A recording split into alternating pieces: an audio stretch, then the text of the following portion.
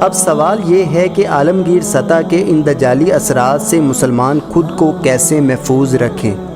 مفتی ابو لبابہ شاہ منصور، جنہیں اس موضوع پر گہری بصیرت حاصل ہے، ان کی کتاب دجال جلد نمبر 2 میں درج تدابیر کا خلاصہ پیش کرنا یہاں مناسب معلوم ہوتا ہے، جس میں پہلی تدبیر یہ لکھی ہے کہ ہر قسم کے گناہوں سے سچی توبہ کریں اور نیک اعمال کی پابندی کریں،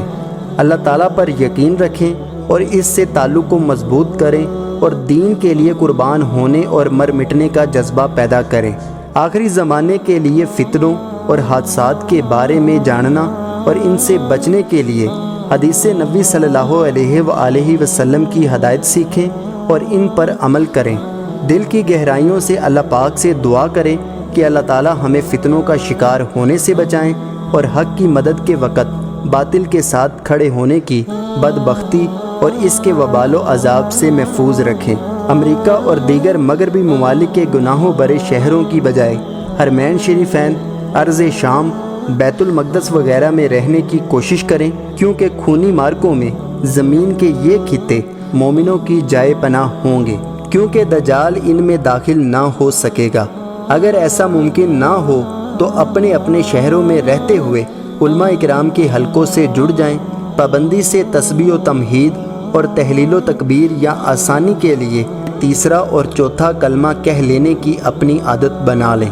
دجال کے فتنے کے عروج کے دنوں میں جب وہ مخالفین پر غذائی پابندی لگائے گا تو ان دنوں میں ذکر و تسبیح غذا کا کام کرے گی، لہٰذا ہر مسلمان صبح و شام مسنون آیات، درود پاک، تیسرا یا چوتھا کلمہ اور استغفار کی عادت اپنائے۔ ابھی سے خود کو تہجد کی عادت ڈالیں، اور جب حضرت مہدی علیہ السلام کا ظہور ہو اور علماء اکرام ان کو صحیح احادیث میں بیان کردہ علامات کے مطابق پائیں تو ہر مسلمان ان کی بیعت میں جلدی کرے۔ باطل پرست،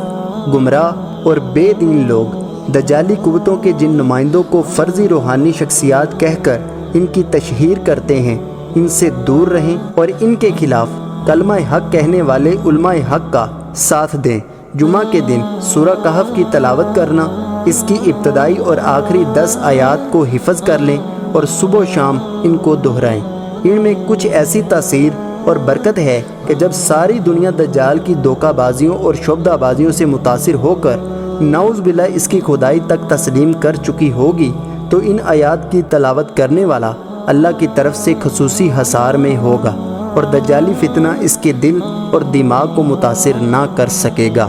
امید کرتا ہوں کہ یہ چھوٹی سی کوشش آپ کو پسند آئی ہوگی۔ ویڈیو پسند آئے تو ویڈیو کو لائک کریں، چینل کو سبسکرائب کرنا مت بھولیے گا۔ اللہ حافظ، اللہ نگہبان۔